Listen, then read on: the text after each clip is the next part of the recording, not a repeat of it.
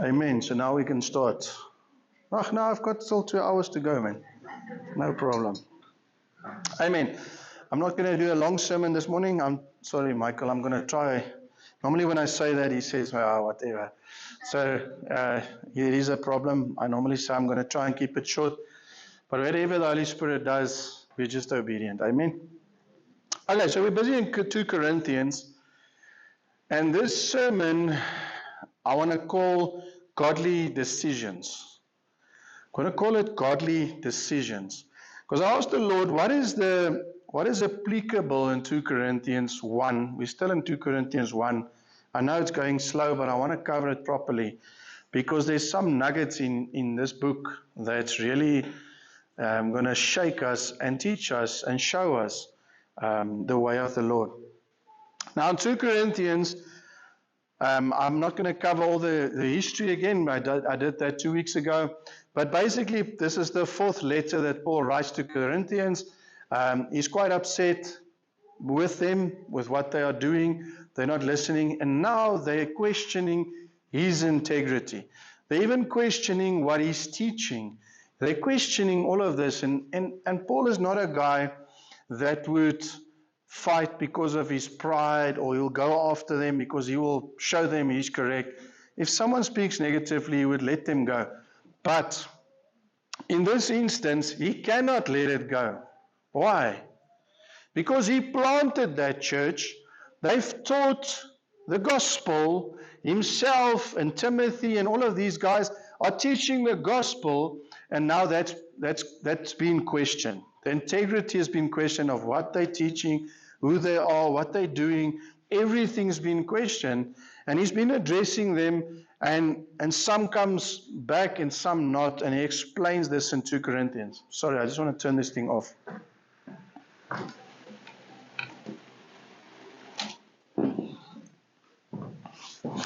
So let's continue in 2 Corinthians 12.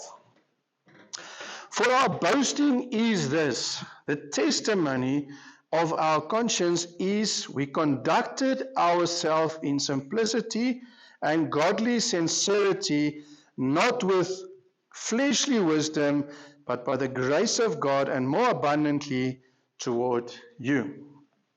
So what is he saying here?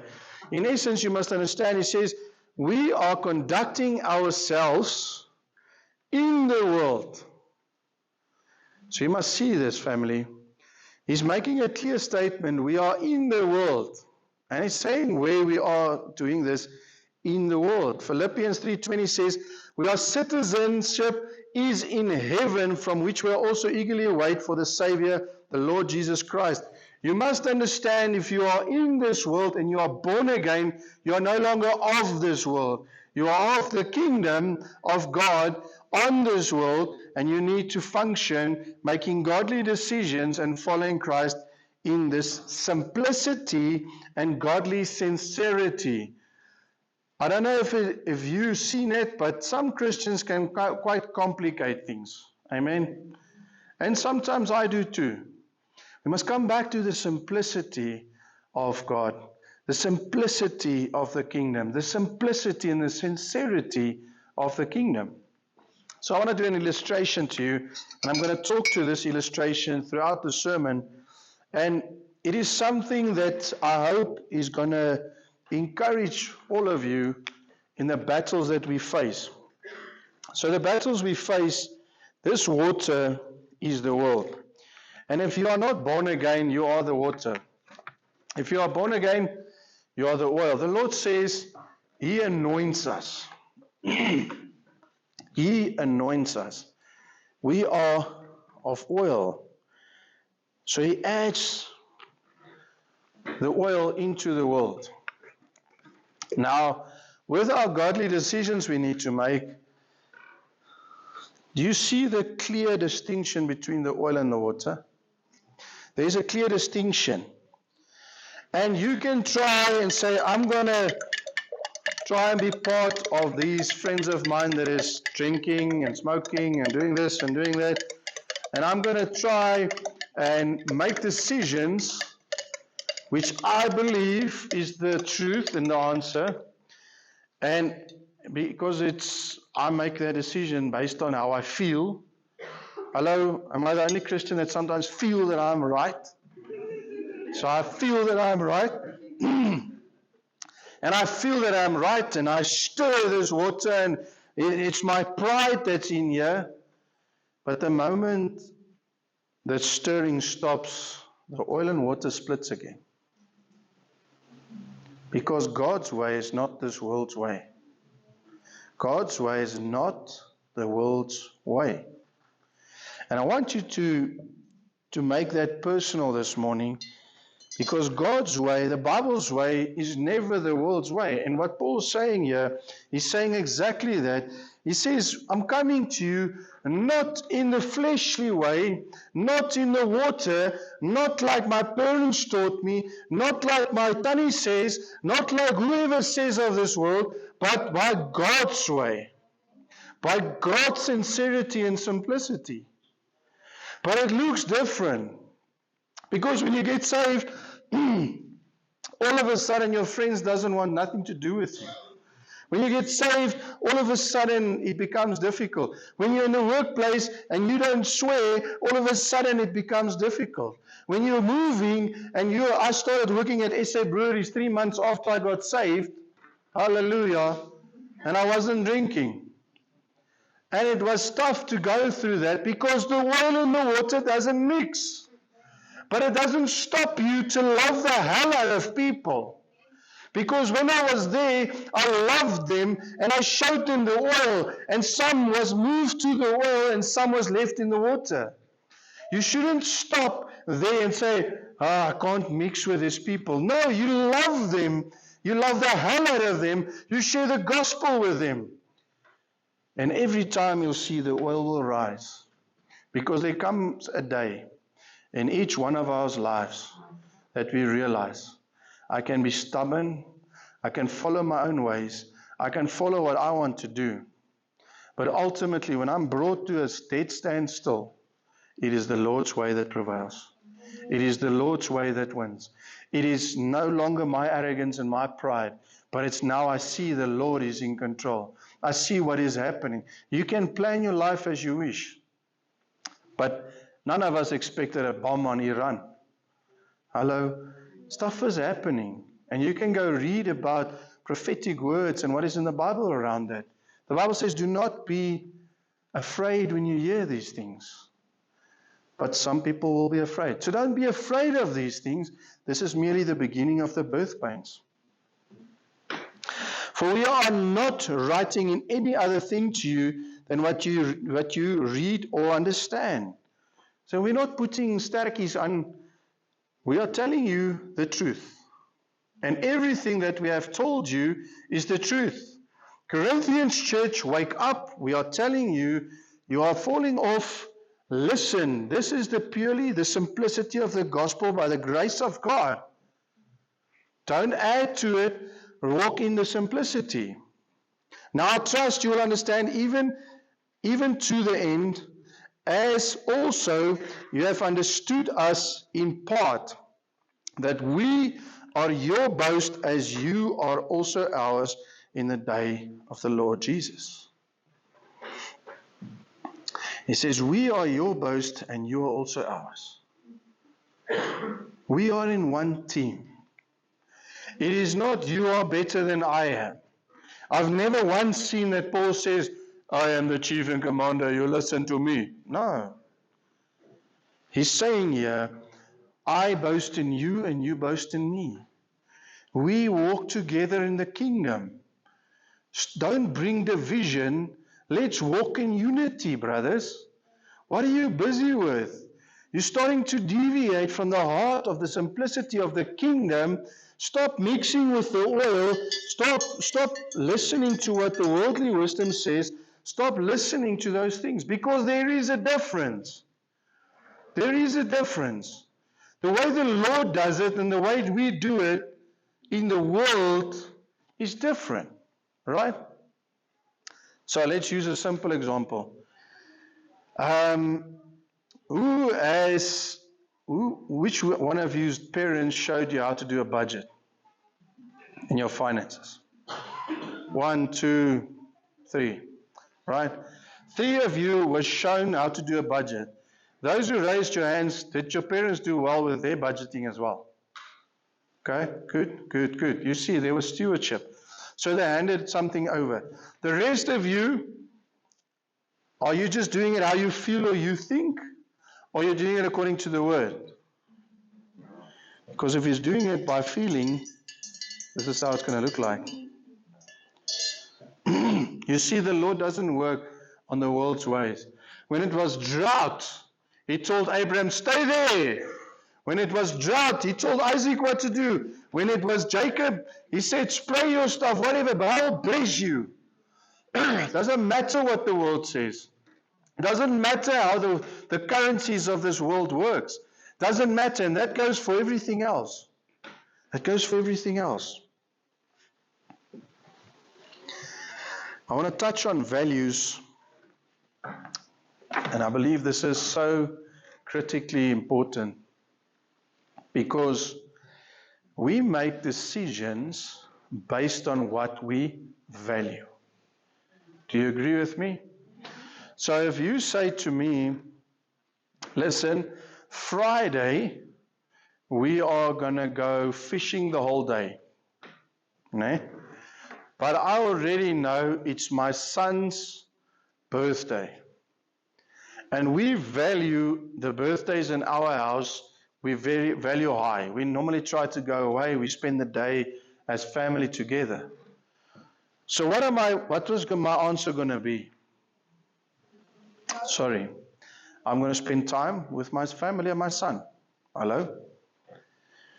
So now what if the Lord tells me, I want you to do something on Friday? What do? Do I teach my boy, the Lord says we must do this. Let's be obedient to the Lord. And we'll celebrate your birthday on Saturday or on Thursday, or we're still going to do something. But what an honor to share this with the Lord in your birthday. Or do I just say, Lord, I'm not going to go there right now, and I make my decision based on my value. So if I value my career highly, and I've seen this a lot of times, and I was one of them, that had a career that was demanding. I didn't care to work overtime because it was for my career. At the cost of my family, time, money, all of these things, I made these calls because my career was more important. I didn't ask the Lord, what do you want? I was pursuing the career. And so we as people make decisions based on all of those things. So we will make decisions on our career, on our wealth, on our friends and our family. We are programmed that way, that is how we do it. So you can be saved and still struggle with these decisions. You can be saved and still struggle with these decisions. So we must make godly decisions, and how do we do that? Because that's what's happening with Paul here, is these people are saying, but this Paul said, it doesn't make sense, let's weigh it up against the world. And Paul doesn't walk in the ways of the world, he walks in the ways of God. So there's a clear separation, and they got confused in the church. They tried to stir the oil in the water, and it is showing a default. The thing is, we also teach our kids these things, and people that do well with budgets normally teach their children. If they think marriage is important, they will show their kids, there will be date nights, and they will understand that their parents need it. Guess what? They can also do it one day. They'll have a value to it. But what we are living is the values that we have and what we deem important. And surprise, your kids are going to take over your values. Hello? They do what we do. They don't do what we say. Unfortunately.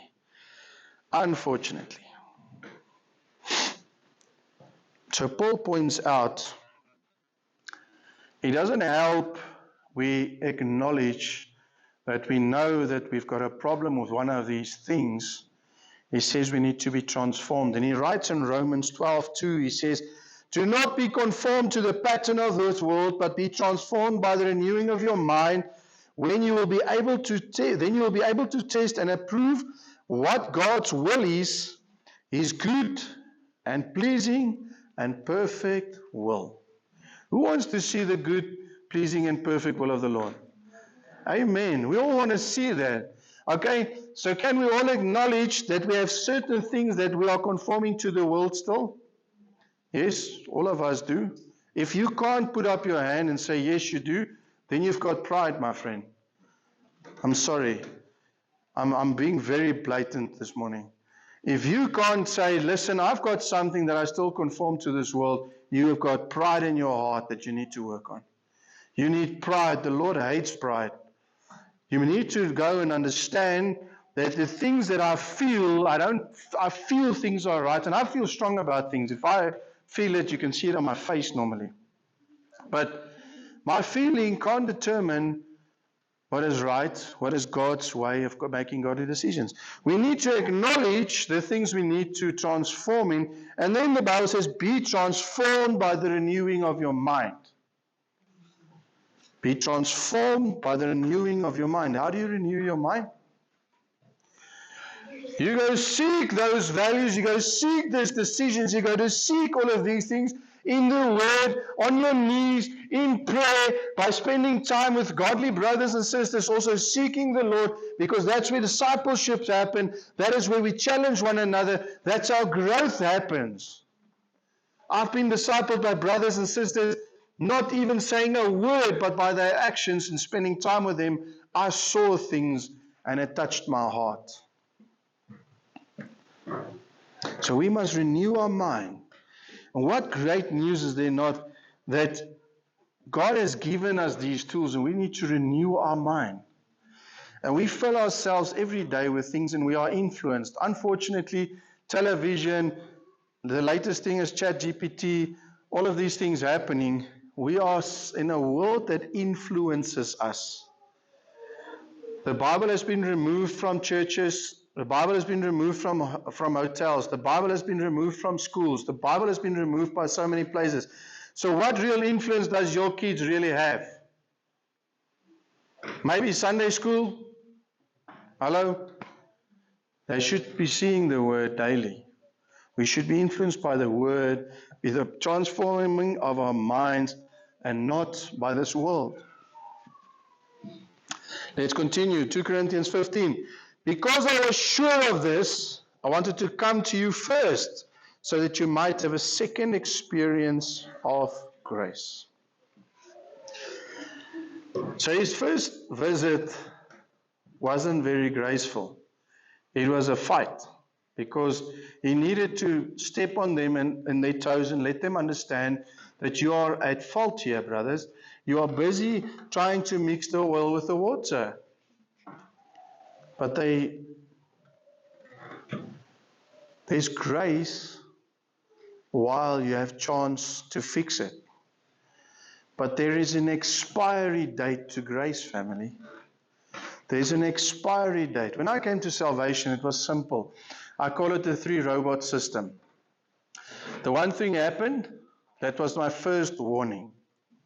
And I knew it. Yeah, my spirit man, I could be arrogant and say, oh, I was a hot shot and I had all the things and I've got tires and brandies and everything else and I don't need all of these things. But the first thing hit me. Within a short period of time, the second thing hit me. When the third thing hit me, I said, Lord, what's happening? I don't know you, but I can see what's coming. I know something's in its death. Sin leads to death. And I came to salvation and I could understand that there was grace for me because I had these robots. There was grace for me until I came to salvation. There was grace, but grace has an expiry date. If you walk over the road right now and a car hits you, grace is gone.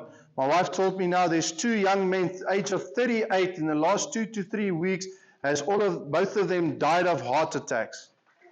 38 years old. I'm 39 years old. 38 years old, both of them died in the last 2, 3, 4 weeks, roughly. Passed away. Your date could be right now. You don't know what's your timing. So grace has a time, but there's an expiry to that. And he plants this church, and he walks with them, and they mess up. So he tells them, there's grace for you. But there's an expiry to that grace. I wanted to visit you on my way to Macedonia and come to you, back to you from Macedonia, and have you sent me on my way to Judea. Was I vacillating when I wanted to do this? For the Afrikaans people, that word means, was I making a decision based on feelings? Because I had to Google that word. I didn't know what it was. Was I vacillating? Was I depending on my feelings? Now, if you know Paul was a very rigid, very indoctrinated man, knows the law. He knew the first 5 books of the Bible. He persecuted Christians. He is a diligent man that followed his own ways. He was touched by Jesus Christ. His whole life turned around, and he is no longer doing anything on his feelings. How many of us do things on how we feel today? So I can get you worked up, né? And I'm going to share an example that happened to me. So the church said, no, we've got an outreach. And they get you excited in the service, and it's like, whoa, it's outreach to Mozambique, and we're going to do this, and we're going to do this, and I'm excited, man. I'm going with them. My hands are somewhere in the air, and we're going to do this, right? Tomorrow morning I wake up, and so I don't feel so less anymore. It's a rough day. I got up late. I'm late for work, and it starts dipping. 2 weeks later, I'm like, guys, I'm no longer coming with you, but I will still help you financially, right? And then 3 weeks later, the fridge broke, and I'm like, no, it wasn't the fridge. What was it? Can't remember. Something broke. And I'm like, that commitment I made. But the outreach still comes. The church are still going to do that outreach. But because I did those decisions based on feelings, I knew that's why we don't really do much tithing and offering sermons, or unless it's in the scriptures as we preach, but we don't spend a lot of time on that because we don't want to rush up your feelings. You must do as the word says. You must love the Lord, because if you love, you will give. But it is not supposed to be, I must make you feel guilty or based on feelings. It should be what God's word says. It should be what God says. And Paul says here that I don't do this based on feelings. I've already been transformed in this area of my life. I do it with the purest of motives, but I do what the Lord says, not what I feel. Because if it was for what I was feeling, I would have been there. Because he says there, be sure of this, I wanted to come to you first. Do I make my plans according to the flesh? Does Paul make the plans according to the flesh? No. Ready to say yes, yes, and no, no at the same time? How many times have we said yes to something and then later we feel, no, I don't want to go anymore? I've done it a lot, but I've learned in the last few years, your yes should be your yes and your no should be your no.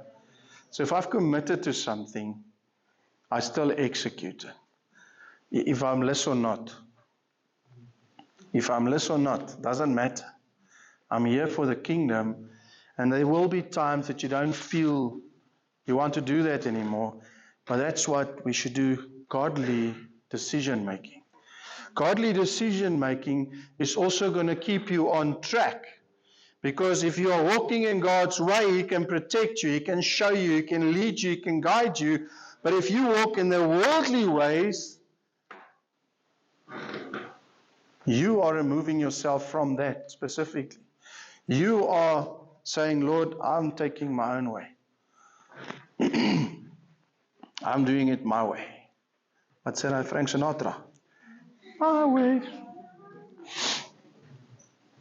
As surely as God is faithful, our word to you has not been yes and no. So what he's saying there, our word to you has not been yes and no.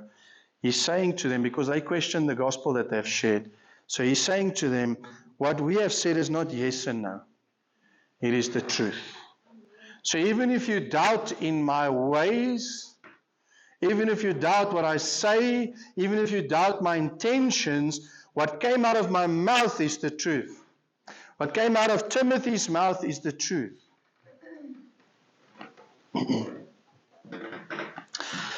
So now I see a strange picture, and I've got light bulbs there, and it shows to us that our actions under pressure actually shows you where we are. Hello? So,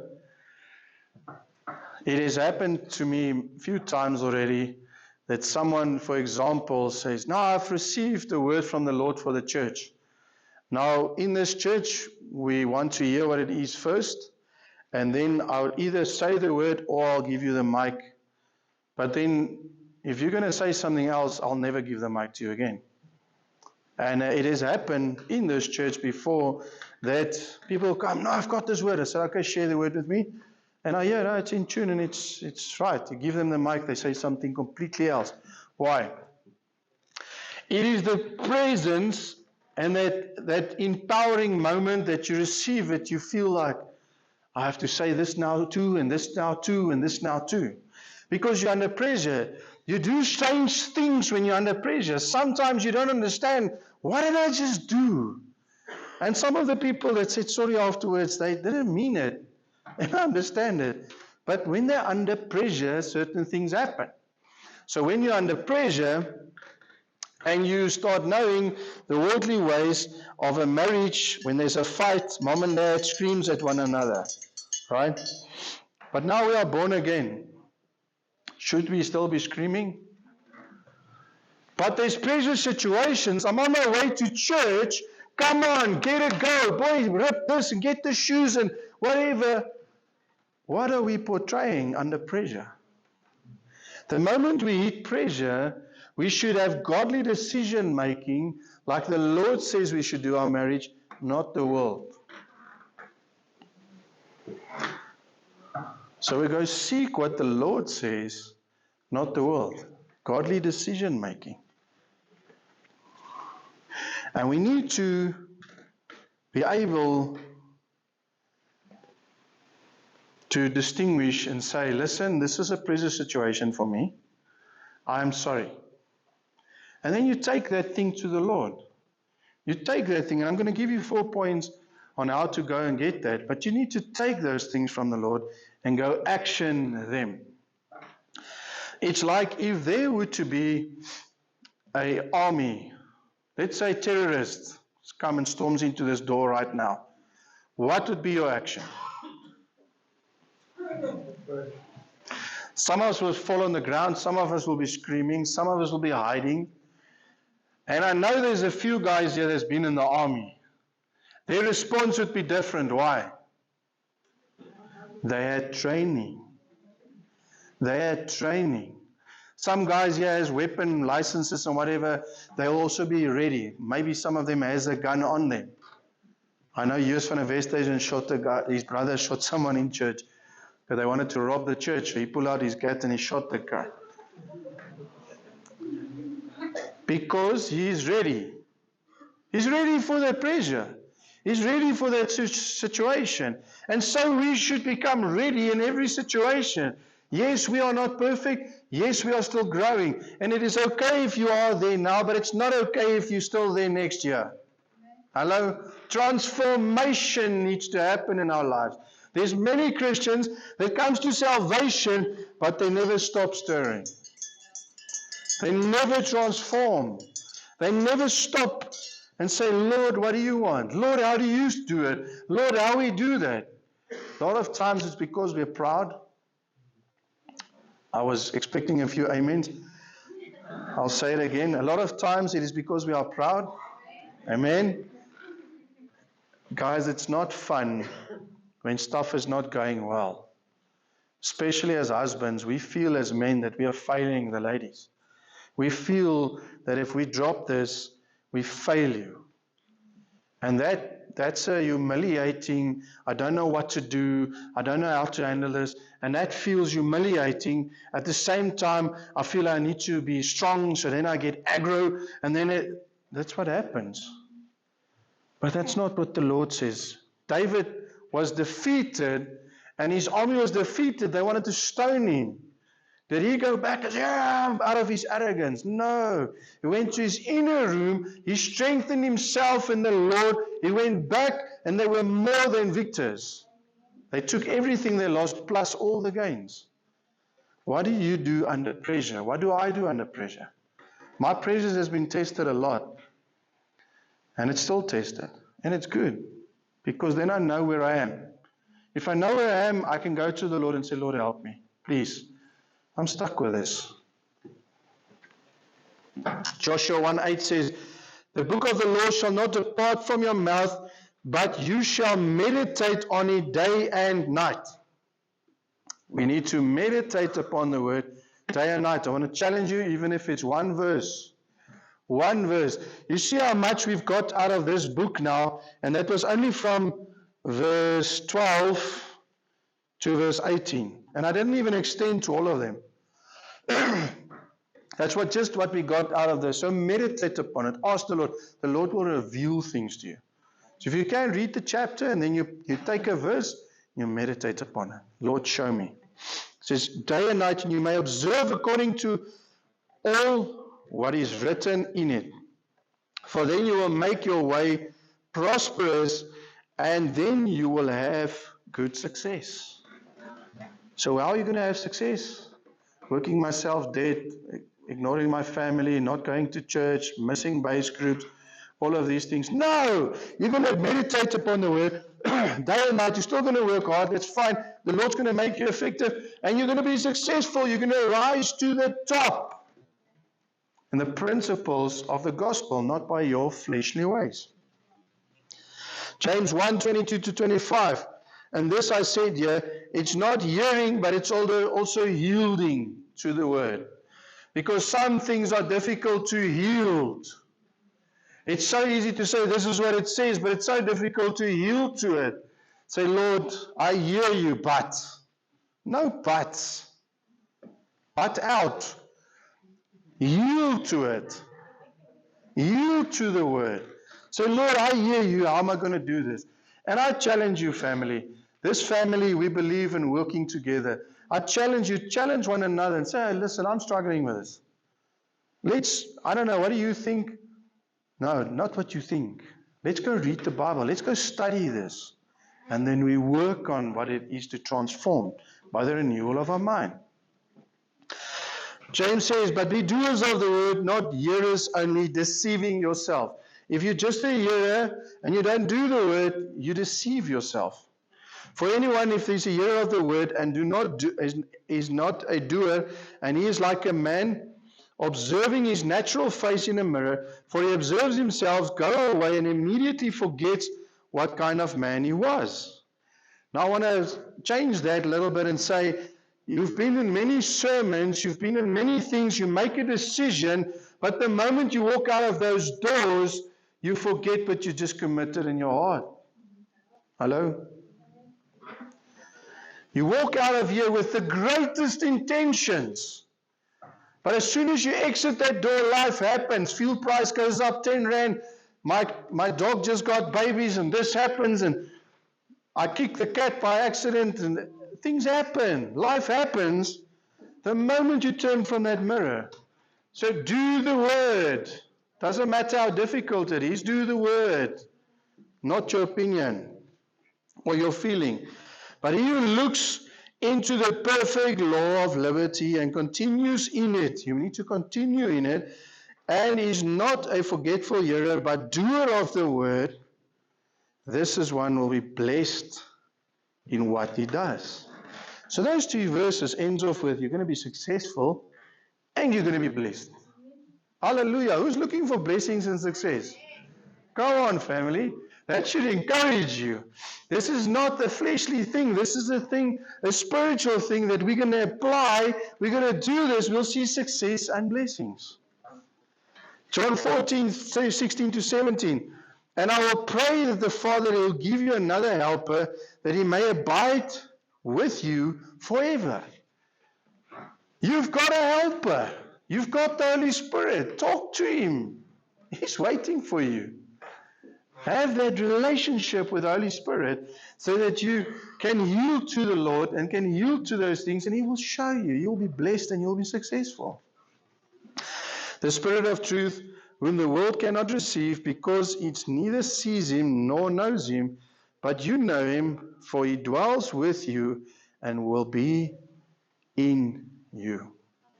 If you are born again, he is with you. He is in you. Proverbs 3, 5 to 6. Trust in the Lord with all your heart, lean not on your own understanding, and in all your ways acknowledge him, and he shall direct your path. Now that's again where pride comes in. Because that verse, I get often that people say, I've applied for this bakkie, I want to buy this bakkie. So if I get the loan, I know it's from the Lord. That is not acknowledging the Lord. That is not acknowledging the Lord. The Lord knows what happens tomorrow. The Lord knows what the diesel and petrol price is going to be in 6 months of time. Do you know? Do I know? We don't. The Lord knows. So it's better to know what he wants and where he's sending us, to rather be listening to him when everybody says, buy, and he says, wait a little bit. Or when he says, plant now, and everybody says, no, wait, don't plant now. Listen to what the Lord says, be a doer of the word, not of the world. And you will be successful and blessed. 2 Corinthians 19. For the Son of God, Jesus Christ, who was preached among you by us. He says again, what were we preaching? We were preaching Jesus. By me, Silvanus, and Timothy, was not yes and no, but in him was yes. Again, he's affirming to them, we are preaching you the truth. We are bringing you Jesus Christ. We are bringing the Son of God.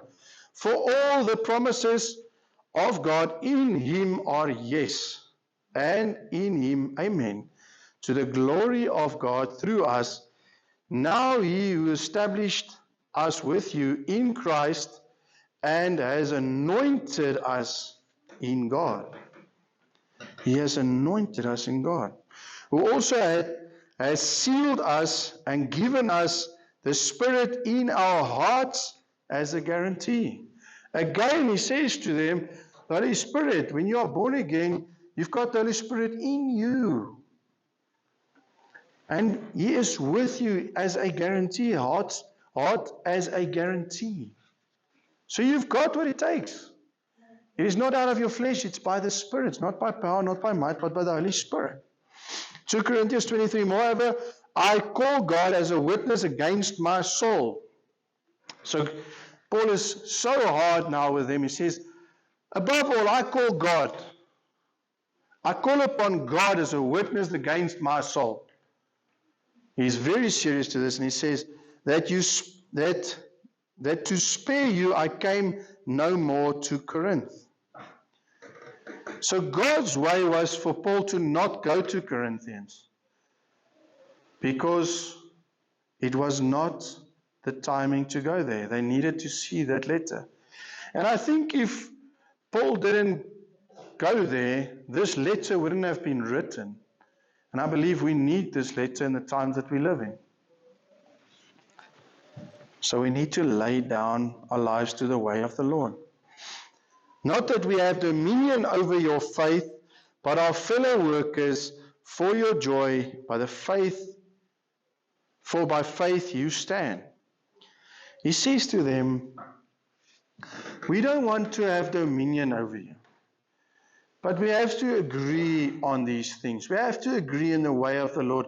We have to agree in the simplicity of the gospel. We have to agree on these basic things. We have to agree on how we do that. And I'm not going to allow you to badmouth what the Lord has done. I'm not going to allow you to cause division in this church of Corinthians.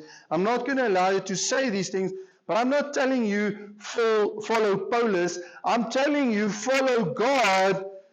But He has given this to me, so I've taught this, and you have gone and mixed it with the world. So I don't want to force you to do anything, but be mindful the ways of the Lord, because my ways is the ways of the Lord, says Paul. And he says, if I'm not God, I call God as a witness against my soul. Psalm 139, 23 to 24 says, search me. Basically saying, Lord, test me. Test me. That's my prayer this week for the church and for myself, is Lord, test me. Where is there still a place? Where is there, and I believe in my life, maybe not in yours, in my life there's still a lot of this happening. Certain areas I'm victorious and some I'm not. So Lord, test me, because I'm still mixing the water with the oil and I don't want to anymore. I want to be blessed now. I want to be successful. I want to walk in your kingdom. I want to share the gospel. I want to win souls for the kingdom. I don't want to be stuck. Oh God, and know my heart. He says, examine me. Examine me, Lord. Because I can fake it in front of all of you, but I can't fake it in front of the Lord. Examine me. Try me and know my anxieties. And see if there is any wicked way in me. And lead me in the way everlasting.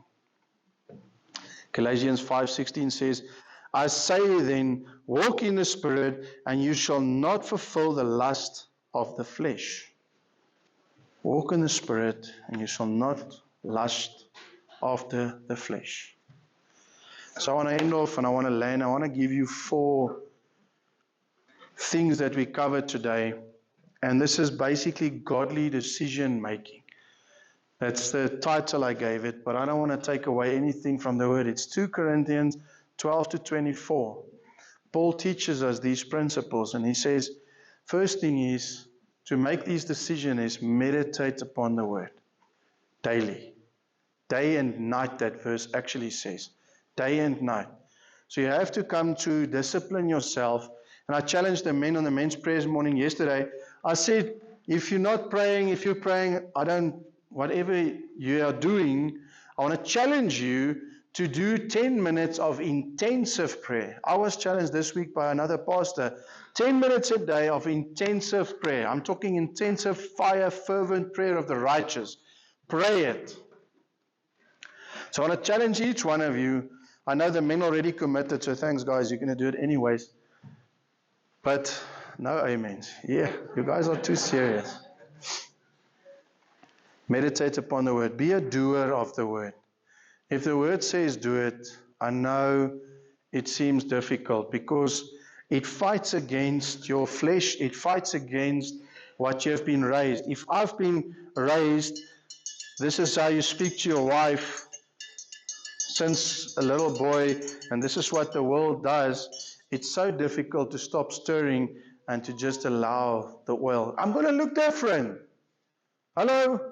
Some of us we don't like it because if you look at the schooling systems, you look at what's happening in the churches, what's happening in life, we don't like to stand out. Because the whole world says, check the godsdienstige mense. They run and do this and they do that. No, we should be blessed to be there. And then we should love the people, not judge them and condemn them. We love the hell out of them and they're going to join us. They're going to join us. But oftentimes, we need to be the first to stop stirring and say, I draw the line. There's a clear distinction between water and oil. Draw the line. Be the doer of the word. Lay down our pride and become vulnerable. This is tough because I think it's the biggest untouched area in our lives is our pride. And as I said this morning, if you say, no, I don't have pride, then you've got a problem. Then you might have been seared already. That means that you don't feel anymore. Because our pride stops us on moving forward. We have to be vulnerable before the Lord and say, this is it. And if you see you've tackled this 2, 3, 4 months, 3 weeks, whatever, and you can't get through it, then get a trusted brother around you and be vulnerable and say, pray with me. Because sometimes we need help. And sometimes we need to just lay it out and say, this is what I struggle with. Let's pray. Let's do something about it. And then the last point is be in tune and in step with the Holy Spirit. That is so critical, to be in tune and in step with the Holy Spirit. So today I want to encourage you. We are the church family. We are the church. The Lord has blessings for us in store. He's got success for us in store. But He wants us, the whole of us. He wants us to meditate, be transformed by renewal of our mind. And you can do all of these things because you have the Holy Spirit. If you are not saved, sorry, it's bad news for you at the moment, but you still can be saved. And if you are saved and you're sitting here, I want to tell you, you've got it. You already got it. You have received it. You just need to be open for that input from the Lord and that you go fetch what He wants you to do in the Word. Amen. Amen. Let's pray. Father, I want to pray for your people, Lord. I thank you, Lord, that you guide us in the Word. I thank you, Lord, that you have already given us the secrets, Father. You have given us the kingdom, Lord. You have given us the way, Lord. Father, in this book you show us there will be success and blessings if we follow you. And so, Father, I pray success and blessing over these people, Father, so that they will not let their pride get in the way, Father, that they'll meditate upon your word day and night. Father, we pray against everything that steals their time. Father, I pray, Lord, that they will crucify their flesh, Father, that they will stop their flesh, Father, and discipline themselves, Father, discipline their bodies. Let their bodies be in submission to the Spirit and not the other way around, Father. Father, even in this time that we're going to fast every first 3 days of a month, Father, let they all discipline their bodies, Father, that they will be obedient to the Spirit, not the other way, Father. I thank you, Lord, that there will be great testimonies. Father, we speak life over your people. We speak life, Father, and thank you, Lord, that you enable us. You don't leave us, Lord. You give us the Holy Spirit and say, just stay in tune and in step with the Holy Spirit. And so I pray, Father, that each one here will stay in tune and in step with the Holy Spirit. That we'll be seeking your face. Father, you say in Matthew 6:33, first seek the kingdom of God and His righteousness, and all other things will be added unto us. And so I thank you, Lord, that this morning as a congregation, as a unity in Christ, Father, we first seek you and your kingdom, Father. And we thank you, Lord, for the rest. Father, I release your people in a blessing. Father, I pray as they leave this door this morning, Father, that they'll go out and love you, love people, and live with purpose, Father. That they'll go out and evangelize, Father. They'll go out and meet their friends and give them love, Father. Father, that they will have courage to draw the line when it's necessary and to stop stirring and mixing it with the values of the world. Father, we honor you, Father. We thank you, Lord, that you love us so much. Father, that you sent your Son so that we can have life. And so I speak life over your people. In Jesus' name, amen. Amen, family.